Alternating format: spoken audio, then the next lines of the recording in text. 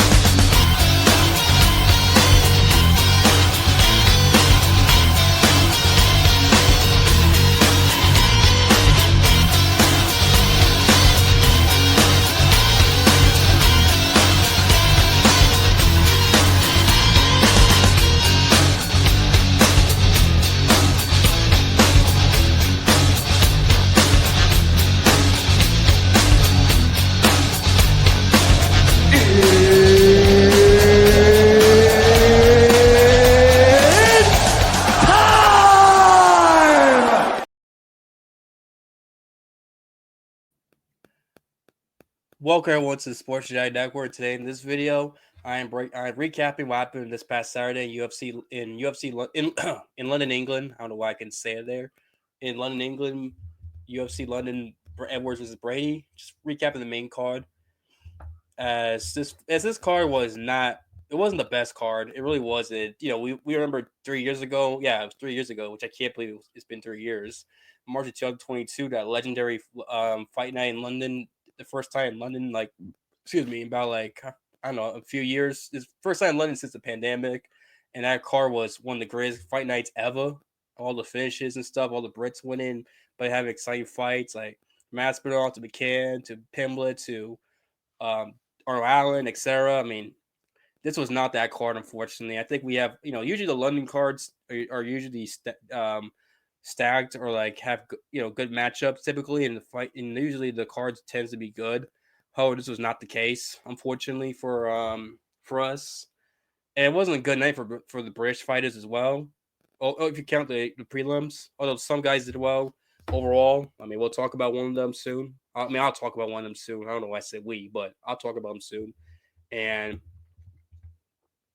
yeah, we'll talk about it. We'll go from there. Anyway, give this video a thumbs up, and as you can see, the camera quality is a lot better than usual. I mean, you can tell got a new camera, different setup. I mean, you got this here. This wasn't here. I don't know. My dad got it for me. He thought it'd be good. I didn't put it in my in the background. I don't know. I mean, I was fine with just the wall personally, but I don't mind it. I mean, let me know what you guys think about this. But yeah, so yeah, the camera was up high, so I had to look directly at the camera. I had to look up like this. So if you excuse me if I tend to look down, because I'm so used to looking like the camera near like the web. I'm so used to looking at my webcam that that's gonna look like I'm looking down instead of look at the camera. So apologies if I do that. It's gonna take me a while to get used to the webcam being up here. So yeah. But yeah, anyway, everything's new, fresh, so I'm excited. I got a haircut, obviously. I need a haircut, so we'll go from there. Anyway, before I talk about the main card, I do want to talk about give props to. Hang on. Oh shoot! Hang on. Sorry about that. I got sick over on Saturday and Sunday, so this is one of the reasons why I'm recording this video Tuesday, and I'm probably gonna release it Tuesday instead of like Monday like I wanted to, because I was sick those 2 days, and Sunday and Monday as well, but I was doing a lot better. But still, I was still feeling a little bit under the weather, so I wanted to wait till I felt better to do the video. Didn't want to be sick and I'm just coughing out mucus and just blowing my nose, and that'd be annoying. Had a little bit there, but I should be good to go. But anyway, Shauna Bannon, I want to shout her out. This woman got head kicked. She basically got knocked out, and this happened early in the prelims. I do want to mention this because this was crazy. Her opponent, Pooja Tamar, freaking head kicked her in the second round, basically knocked her out, landed some good follow-up shots. I'm surprised the ref didn't stop the fight, but Pooja just kept landing a couple of ground and pound strikes that basically woke up Shauna, and then Shauna like a minute later gets like an arm bar and just submits freaking Puja, which is just crazy. I mean, you want to talk about a shocking comeback victory? That's it. I mean, basically getting knocked out. If you haven't seen it, go look at watch the fight because she got knocked out. Then a minute later, she gets an armbar. Oh, maybe a little bit over a minute. She gets the armbar and freaking submits her opponent, which is insane. Even though Puja, I don't know what the fuck she was doing. I mean, excuse my language, but it's like she basically was going out. She basically after dropping her and laying those ground and pound shots, she basically just lay on top of her, didn't throw any more shots to try and finish her, considering she was damaged. I know she woke her up after landing a follow up shot, but still, she should have kept throwing more shots to to officially put her out, and she just didn't do anything. It was just like shot. It was bad. It was like bad fight IQ there, and it cost her. I mean, I know maybe she was surprised that the ref did stop it. I understand that, but like a lot of fighters have said, your job is to keep going until the ref tells you to stop. You gotta keep going until the ref touches you. You always gotta do that, and this is something all fighters should learn should think about from now on. Every time they get into a fight, it's that hey, no matter even I think I can knock my opponent out, I just gotta keep punching them and hurting them until the ref touches me because I don't want to end up like Puja, where I head kick my opponent and then I get freaking submitted in like over a minute later. But yeah, I do want to mention that fight real quick. And we'll transition from that fight to the first fight in the main card in the featherweight division between the Daniel Wood and Morgan Sherrier, as Daniel Wood gets the unanimous decision during 30-27. I got this fight wrong. I thought Sherrier was gonna win because Daniel Wood tends to get hit a lot in these fights and tends to get rocked in this fight, especially in featherweight. And Sherrier has got great power in his hands and can knock guys out and do damage. But Daniel Wood shut Morgan Sherrier out. He dominated this fight. It's starting the first round when he freaking dropped him and almost finished him. But Daniel Wood, one of the things about him that's kind of that hurts him. That's I feel like that's hurt him in his career. Although he's done well most of his recently, is that he's not good at finishing fights. Like he'll hurt somebody, but yet doesn't do enough to finish them. Like he's not the best at that. It's always been like a problem with Daniel Wood. And if he just had better finishing instincts, he probably could have knocked out Sherrier and got a bonus. But regardless, he won the fight. He clearly dominated Morgan Sherrier, shut him down, just outclassed him, which is shocking because Morgan Sherrier recently in his career, even some of the fights he's lost, he's never been outclassed. He's never been dominated like the way Daniel Wood did.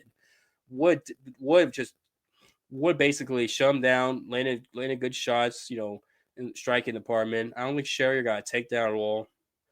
I mean, I don't think there was much grappling after the knockdown and Wood get on top of him at all. I think it was just striking and Wood just picking apart, preventing Sherrier from doing any damage, and basically he was just dominating Sherrier, which is really impressive. One of the probably Daniel Wood's best victory of his career, considering how good Sherrier is, and especially how he was going into this fight. How everyone thought he was going to beat Daniel Wood, but Wood basically had a dominant performance in his hometown of London, England. As he's the only fighter from London in the UFC roster. So, and he's fought in London before and won fights in London, but just say he does it again. Probably has his best. He has his best victory, like I said, in this card, and was able to do well as he's one of the few British fighters to actually do well on this card. So it was good. It's good for the fans, especially from London, to see their hometown guy win, and for the country to see their home country guy win, and especially against a French guy too. The whole history of England and France and all that. So I'm pretty sure that was definitely great to see if you're a British fan. The whole that whole I know they're not rivals anymore politically, England and France, but sports wise there's somewhat rivalry. There's still a little stuff like that. So that's why I mentioned it. I mean, in this fight, Daniel Wood basically outlanded him in every single round. I mean, 15-5 in the first round. Obviously, there was a knockdown, and then 35 strikes landed to 18 in the second round, and then 22-19, which is closer. It was closer in round 3, but Wood's punches were more effective, and that's why I gave him the third round in this fight. So yeah, I gotta give. But yeah, great performance for Daniel Wood. I mean, in my opinion, Daniel Wood arguably should get a ranked opponent next. I don't know who. I mean, someone in the top 15, from 12 to 15 rank, 12 to 15. Anyone ranked 12 to 15, basically, he should get next. I don't know who exactly, but I think he should. like I say, he's like 5-1 in his featherweight since we moved up to featherweight now. So he should get someone ranked or or fight somebody to where if he wins that fight, he'll be ranked 15 or 14, something like that. Woods definitely deserved it. He's putting the work in. He's really impressive. I mean, I mean, Nathaniel Wood's doing a lot better in featherweight than we probably expect, considering he's kind of small for that weight class. But he's winning these fights. In the one fight he lost in featherweight to Naimov, Naimov cheated in that fight. He cheated a bunch, and the ref should have taken a point away from him, but didn't. That led to him losing that fight. Really, is Naimov cheating against him, against Wood? That is, the ref should have definitely taken a point away from Naimov. I don't know why he didn't, but yeah, that's probably the only reason why. That's the major reason why he lost that fight anyway. On Wood, so yeah, Wood's doing good. He's very good. Shout out to Nathaniel Wood as we transition from that fight to the next fight in the lightweight division between as when remote control dropped. Thanks to my arm hitting the table. But anyway, Jordan Fuchet versus Chris Duncan. Chris Duncan gets the submission victory in round 2, guillotine. I was dead wrong. Everyone was wrong. I think everyone thought Fuchet was going to beat Chris Duncan just because Fuchet had a lot of hype come out of the regional scene in Cage Warriors, and he looked good against Garam, taking that fight on less than a week's notice and win the first round and giving Garam a tough fight. And this fight, Vucenic, he made a mistake in the second round, but he survived the first round. He got dropped by Duncan, and Duncan dropped him badly. He was able to survive getting dropped by Duncan. Some of the shots Duncan landed. So Duncan won round 1 there. And then then in round 2, Vucenic gets his wits together. He's actually doing well in the stand up, landing some good shots, especially elbows. And he cut Chris Duncan with a nice elbow, with right elbow around Duncan's like over here, this side of Duncan's temple, basically. Well, not temple, but like hairline fracture. Anyway, he cut Duncan and was doing well striking, doing well with the elbows. He went for a takedown, didn't get it, but then it wasn't consequential, like the second one would be. But still, he's able to not doesn't get takedown, but still is able to go out there and hurt Duncan in the striking department. And in my opinion, he was probably on his way to win round 2. Considering Duncan really didn't have nothing from the striking department. I know he dropped in the round 1, but outside of that, I mean, striking department, Vucenic looked like the better fighter. He did look like the better striker. And then he goes for a third takedown when he's winning the fight striking, which I don't understand why. I don't get it. And then he goes he takes for a takedown with his head on the outside against a guy who's known for guillotines. His last fight, Duncan's, was a victory via guillotine, and he decides he some reason does it and gets caught in a one arm guillotine and taps out. I don't know what that was. I don't know why Vucenic did that. That made no sense. You could Vucenic's face if you saw afterwards, he knew he fucked up, and obviously he did. I mean, I don't know what made him think, yeah, I'm gonna go for a takedown, my head out on the outside. It's a guy who's known for guillotines and won his last fight via guillotine, despite me beating him up in the striking department, cutting him too.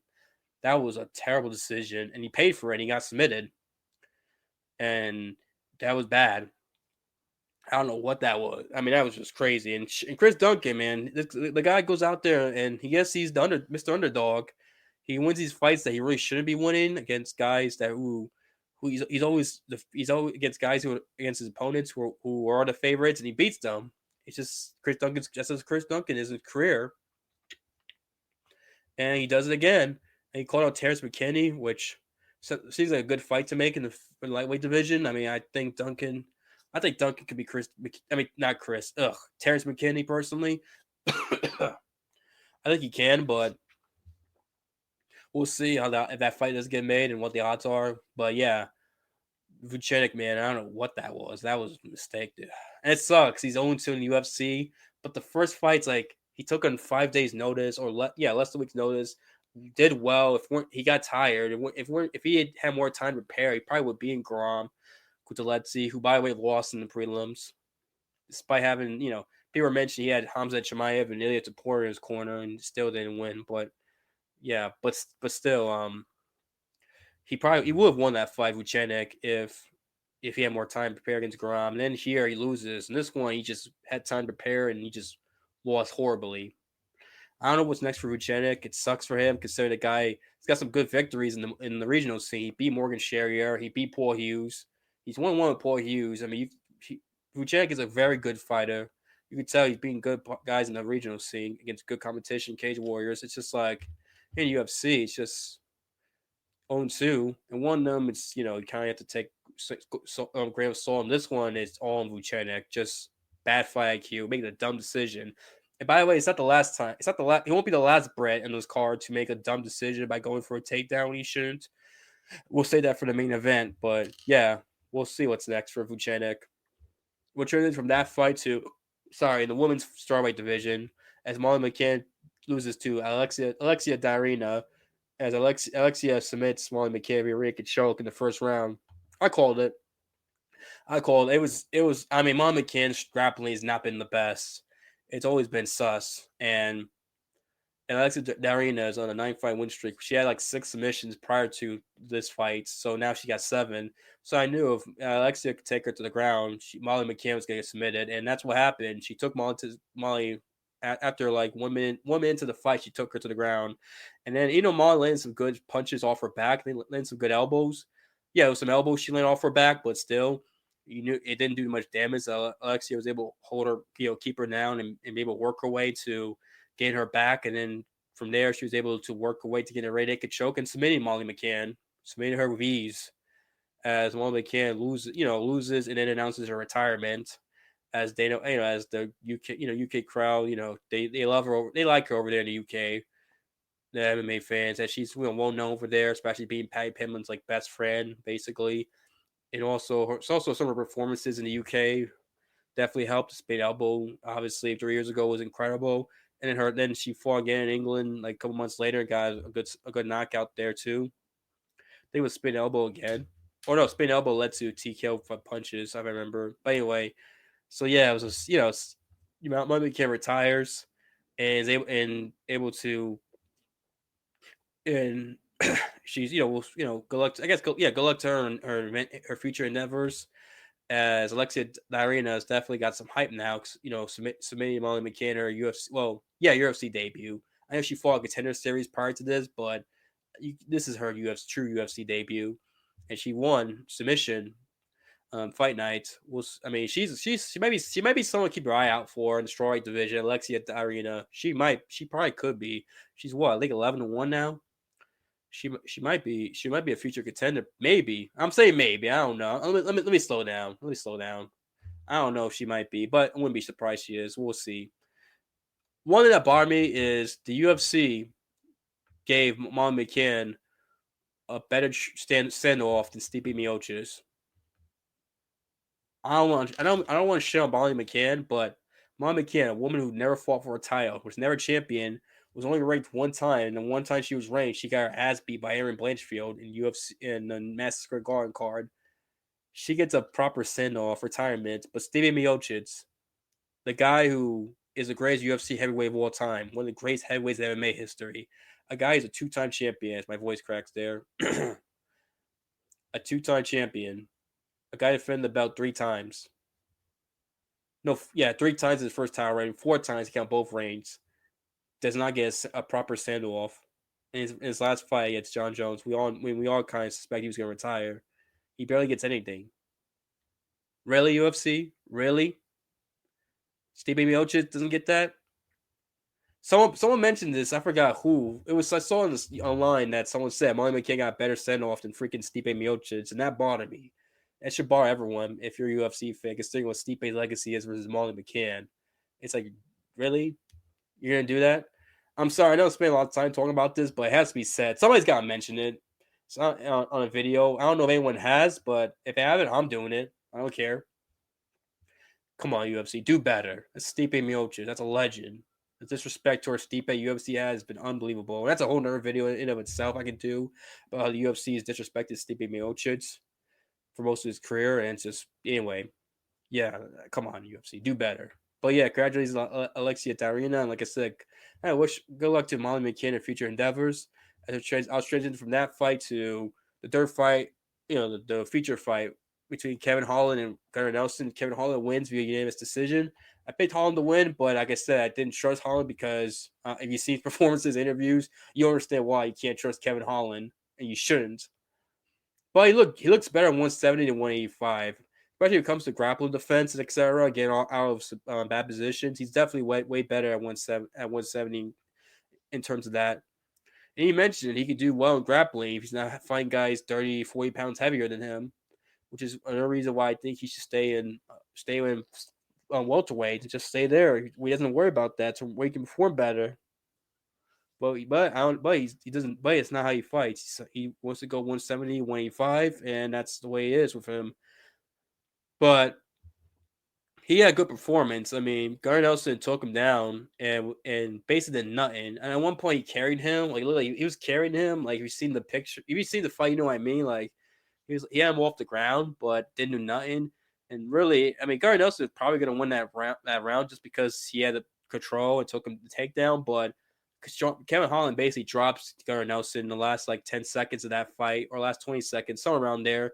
And we're probably last 10 seconds, yeah, because if it weren't for the bell, Kevin Holland would have finished Garner Nelson, and the bell saved Garner Nelson there. As you saw after Garner Nelson got up, he basically was like his legs were wobbly. I mean, he looked like he was done. And then round two, he does take down Kevin Holland, but he did nothing with the takedown. And Holland was able to escape and land some good knees and land some good knees and good clinch punches off on the clinch. And even when he was on the ground, Kevin Holland landed some good heel kicks off his back on on Gunnar Nelson and just did more. Nelson basically didn't do nothing the first two rounds with his takedowns and grappling. Holland off his back did way better, landed the better punch, landed strikes off his back and was able to hurt Gunnar Nelson. Even the clinch and even the third round, they clinch fight in the first like minute and a half of that third round, and Kevin Holland landed better strikes, good knees, Muay Thai knees, good punches off the clinch, dirty boxing. Nice one takes him down, goes for a rear naked choke. Oh no, a guillotine was. I forget, was it guillotine or rear naked choke? Fuck, I forget which. He was one of those two, and Nelson and Kevin Holland survives, and then gets out of that position, lands some good strikes, and then to end that third round against Gunnar Nelson. He clearly won dominantly going away. Looked good in that fight. Like I said, if he just stays at 170 and commits himself to the game, he could be a championship level fighter. I do believe that. I still believe that. He's only like 30 years old, but for some reason he just doesn't take it seriously, and it's frustrating because, like I said, the talent's there with him, but he just doesn't want to. He just doesn't. I don't know. He just doesn't want to commit to. It's so annoying, frustrating to see that talent just go to waste. Ugh, pisses me off with him. And I like Kevin Holland too. For the most part, I do. But damn, it did drink of water there. But I don't know why. I don't know why he just. Anyway, I don't know. Is Kevin Holland make a run to the top of contender to the to contendership? I doubt it, but we'll see. But good victory for Kevin Holland, though. I don't want to show him too much. It was a very good victory. Great performance. And hopefully he stays at 170, and he could probably do well in this division. I truly believe it. And I do want to like Kevin Holland too. But yeah, just the way he handles his career and like that Jackson podcast just rubbed a lot of people the wrong way, including myself. Rubbed me the wrong way too. But still, good fighter though. Like I said, he's easily he is likable if he takes things seriously. He can easily redeem himself. But we'll see how it goes. We'll transition from that fight to the co-main event. This is controversial, as Carlos Ulberg gets the decision over Jan Blachowicz. I'm gonna say this: what were the judges looking at? I disagree with the judges at all. I'm sorry, Jan Blachowicz got robbed. He got robbed. I just watched the fight before doing this video because I want to make sure, and I'm convinced Jan Blachowicz definitely got robbed. And I'm glad I'm not the only one that feels this way. As MMA guru, I think Lucas Tracy himself even thought had Jan winning the fight. I know round one was close, and there's arguments for Oberg. But the problem is Jan landed the better leg kicks, and Oberg only landed one like significant punch, but it really didn't do much to Jan. It didn't hurt Jan at all. It didn't cut him either, which I'll mention cuts when he gets a third round. But he just kept pressing. Jan just kept pressing forward, and for most of the fight in general, especially rounds 1 and 3, Carlos Ulberg was in the back foot, going backwards. Jan was pressuring him going forward, and in this fight, and Ulberg basically his thing was basically leg kicks, tapping leg kicks. A lot of leg kicks were like tapping. It was like this. Well, not like that, but you got what I mean. He was tapping Jan's leg a lot of them with his toes, which is, I mean, you're not really doing much damage, especially when Jan, a lot of those leg kicks Ulberg drew. He checked a lot of them leg kicks and basically went out there and basically checked a lot of Ulberg's leg kicks. And if you're checking leg kicks, especially if a guy's throwing leg kicks with his toes and his toes don't land on your shin or your knee, the guy throwing the leg kicks is gonna have more damage than the guy checking them. I mean, Ulberg's feet and legs must be killing him right now on this Tuesday even because Jan's got great legs. Jan's got strong legs. Jan Blachowicz legs are freaking. His shins are tough. I mean, look what he did to Magomed Goliath in their fight. I mean, it was him. Plus, it was Jan checking a leg kick that caused Rakic to break his leg in their fight too. So Jan's legs are very like hard, basically. Pause, but you know what I mean. And anyway, with this fight, like Jan to me landed the better leg kicks and did more and landed more and did more activity and won the control time in terms of octagon control, pushing Ulberg back in round 1. So that's why I gave round 1 to Jan Blachowicz. Landed more, especially in the leg kick battle. Landed more overall, and Ulberg's leg kicks are getting checked, and they're just tappy leg kicks. And like I said, push Ulberg back. So round one there. Round 2, I gave to Ulberg because Ulberg did a little bit more and landed some good right hands and landed some good jabs. This was probably his best round in terms of that, in terms of laying punches in the head and stuff. Round 2, it was close, but Ulberg did more to me to win. It was to me, it was clearly round 2 Ulberg, despite how close it was.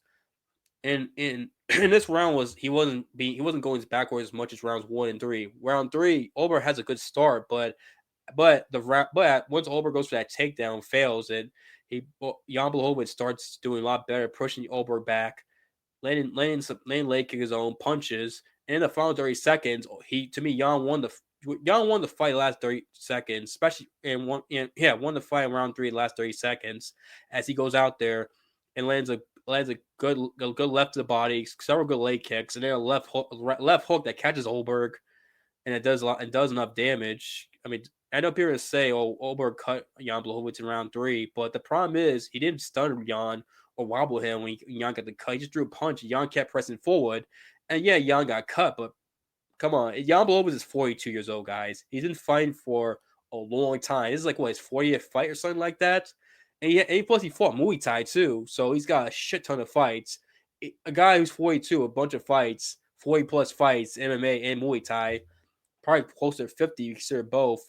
He's either get cut. It's easier to cut a guy like him versus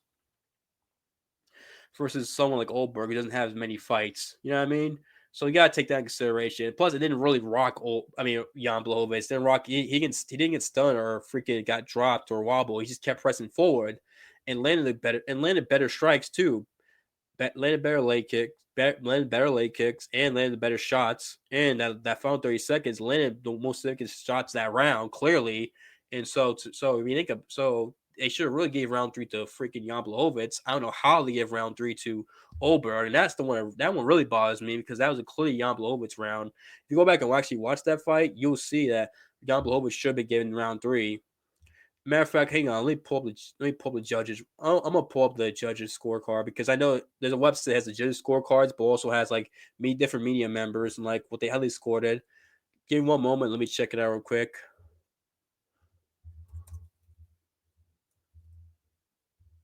Hopefully, internet still works well. Because sometimes my laptop might go on a different tab if the stream screws up and my mic is choppy on my end. Hopefully, it's not the case for you guys.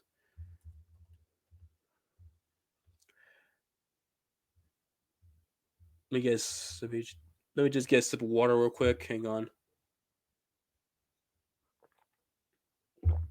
Sorry, my throat's killing me. Recover from sickness sucks. Sickness. Let me phrase that. Sickness sucks. Being sick is fucking awful.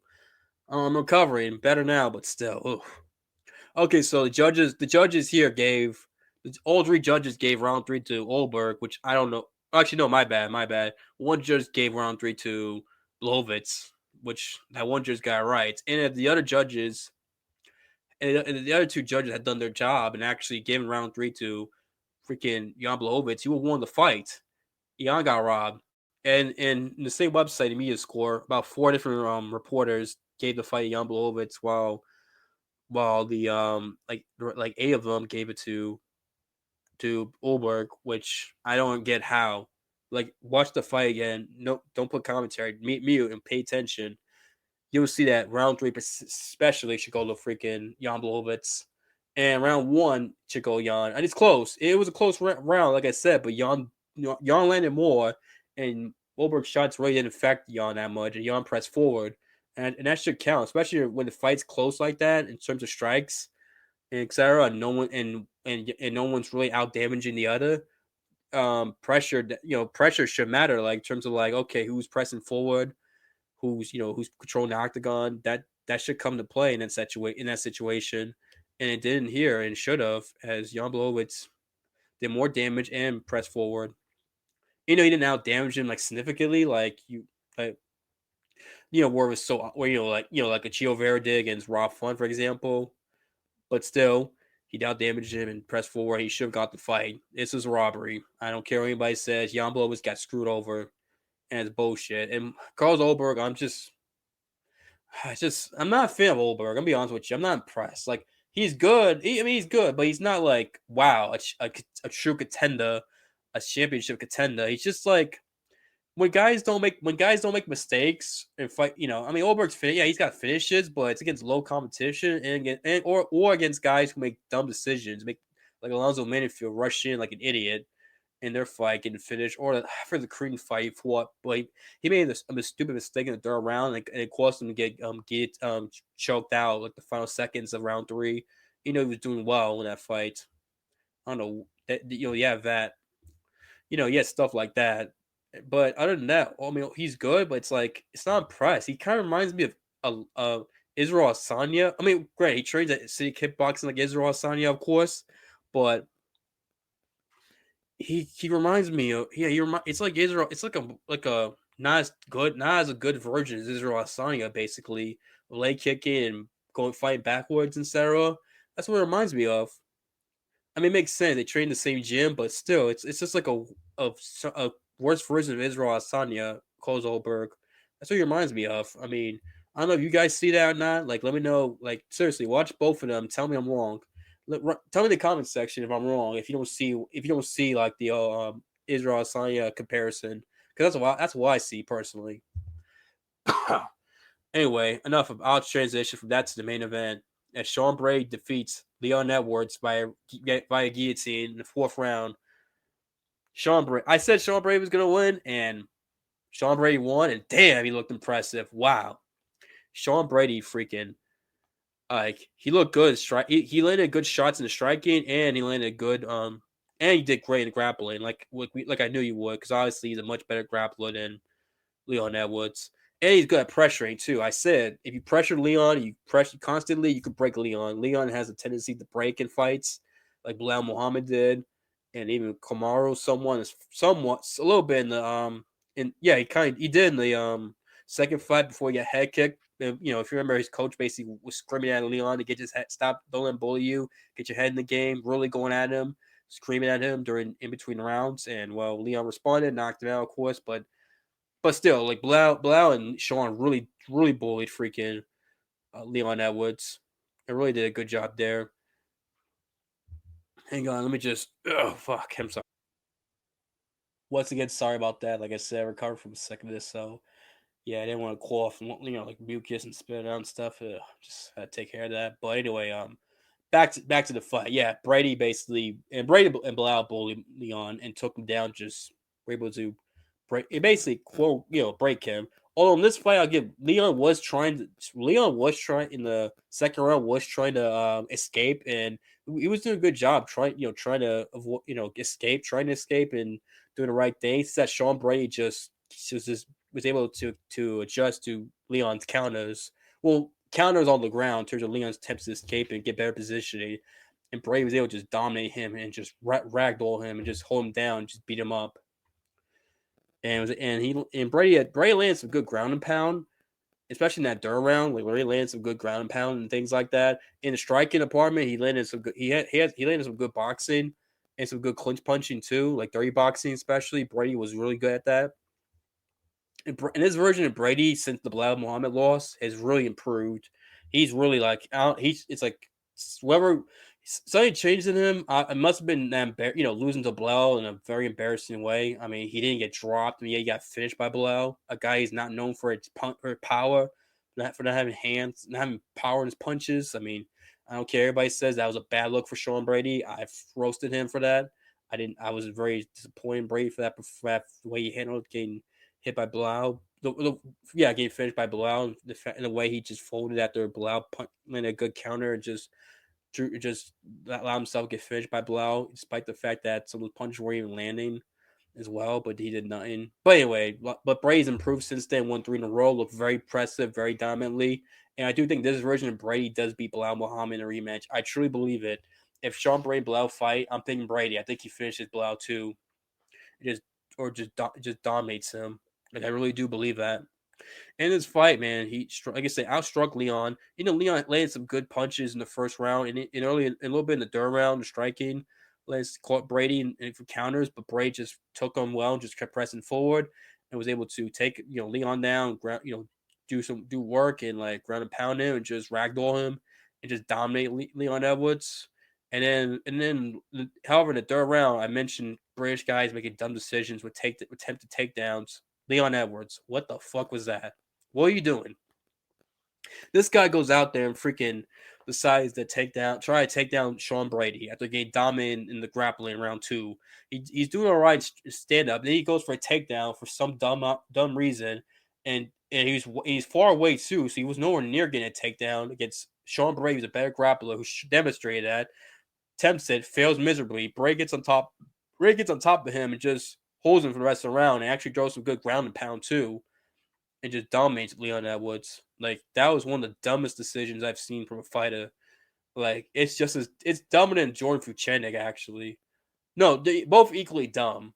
Actually, no, Leon's is worse because Leon was just got dominated on the ground by freaking Sean Brady. At least with Fuchennik, you could say, well, he probably thought, okay, he thought he started the fight, hesitantly, and that's why he got dropped by Chris Duncan. So maybe he wanted to take the fight to Duncan to show he's a complete mixed martial artist. You could make that argument. This one, I don't know what the fuck Leon was thinking. This was just stupid, and it was just dumb. Bad fight IQ. One of the dumber fight IQ moments I've seen in a while. This one made no sense, like at all. I don't know what he was thinking. And freaking this was bad for Leon. And then the fourth round, he takes Leon down, gets the warm guillotine, forces him to tap. And Sean Brady's strong. They mentioned how strong Brady is. Paul Felder in the commentary mentioned how I repeat myself because I don't know why I might butcher his name. I think because I heard my dog bark. I kind of was focused on that. So if you hear a dog bark, yeah, I don't know what that's going on there. I don't know what's going on with my dog. I got distracted by him. But yeah, Paul Felder, who trained with Brady, because they're both from Philadelphia, mentioned he's the strongest guy that he's rolled with or something like that. And Brady's strong. That's why he's able to get that one arm guillotine and just choke Leon out to where Leon had a tap. And this was a great. This is Sean Brady's best performance, his best victory, obviously, and beat Leon way better than Bilal did, which is really impressive. Way better than Bilal did. But Bilal, if you remember, won a 48-47 decision. In the last round, he lost. And in the last 10 seconds, he was getting elbowed. His nose broken by Leon Edwards. So, yeah, this is a way better performance by Sean Brady against Leon than Bilal. And Brady, to me, you can make an argument that he deserved the title fight next over Shavkat. I think I still want to see Shavkat fight for the belt. I know his last fight was not impressive, but Shavkat might have a knee problem. I mean, the reason why he's not fighting Bilal Muhammad in May, it's Jack Della Molina. He mentioned he had a knee problem, and it could make sense because his performance was so lacking that it's possible that maybe that knee performance really affected Shavkat. But I understand why people don't want to see Shavkat get the title fight next. However, I think they should do a Shavkat Brady title eliminator when it gets a title fight. I think that would be a great matchup. and I think it's a 50-50 fight because Brady could do well in both departments. Shavkat is it's not the excuse me, has some weaknesses and can be taken advantage of. There's certain weaknesses that can be taken advantage of that I think Brady could do well in. And same thing with Shavkat against Brady. There's certain things Shavkat can do to against Brady, especially since they both have similar backgrounds in like grappling, wrestling. Theirs is different. I mean, Brady comes from America. Shavkat comes from Kazakhstan. So there's different types of wrestling, but still wrestling and they do well MMA wrestling. Both guys do, and have good striking. I think Bray might be a more technical striker. Now I think about it, I gotta watch some Shavkat fights to say that with full confidence. But yeah, it'll be a great fight next. I think title eliminator those two, or Brady for the title against winner Jack and Blau. Especially if Jack wins, I think you could do Jack Delman for Sean Brady next, and really, you could really do that next. We'll see what's next for Brady, but great performance, man. This was his best performance. Sean Brady is one of the elite welterweights, and this dude is on a roll. He is. I mean, like I said, he's 18-1. The loss to Blau wasn't the best, but he's still doing well in his whole career, especially his last three fights. And just it's crazy to think Gilbert Burns did better than freaking Blau against Sean Brady. That's crazy. I mean, that's crazy to think about too. But it is what it is. Either way, yeah, Sean Brady, great performance by him. And this card was okay. It wasn't the best card. It really wasn't. Like the main card and some of the prelims are Yeah, I can see why people were not impressed by this card. It was okay. It did not. I'm a little bit disappointed. I was really looking forward to this card. I mean, it delivered in some ways, and it doesn't help that Jan Blachowicz, in my opinion, got robbed by the judges. That freaking pissed me off. But Daniel Wood, great performance by Daniel Wood. Gotta give him a shout out. Sean Brady, great performance. Alexia Darina, did what we expected of her. Still good performance. And then Chris Duncan, upset. Duncan keeps pulling his upsets. George Fuchenik, what was that? That takedown? Why? Sitting in Leon, why would you do that? And then of course, Kevin Holland, he did well got almost finished Gardner Nelson and was able to neutralize Gardner Nelson's takedowns. And basically, Gardner Nelson, well, not neutralize them, but Gardner Nelson did nothing with the takedowns, basically. And we'll see what's next for Bray, like I said. And I know Sean Bray was talking, was basically mentioning how Leon Edwards was basically looking down on him. His team was just annoying him, looking down on him. His team was annoying him, and Sean Bray just roasted freaking Leon Edwards and his team. How the way they treat him, they're just being dicks to him. And I know Sean Bray did a great post where he said, "Headshot dead." No, he said, "Headshot dead." Yeah, I don't got guns in London. That was a good response because Leon, he always does the headshot dead thing at the knockout Kamaru Usman, and he always does this like the gun thing. He always like starts pulling trigger basically in the face wolves or like in the cage when Bruce Barber did introductions. And Sean Bray said, "Bro, you don't have guns," which is British people don't have guns, but the criminals do. But I don't want to talk about British law and stuff like that. But I go on about England and their problems, but that's another story for another day. But yeah, I liked how Sean Bray was basically shutting down freaking basically roasting Leon in his gym and his team basically. That was funny as fuck. I like that. But anyway, I'm gonna end this video there. Anyway, have a good day, good night. Going got times watching this and yeah, let me know what you guys think. Don't forget to thumbs up and like, and I'll see you guys next time. Have a good day, good night, and peace. God bless.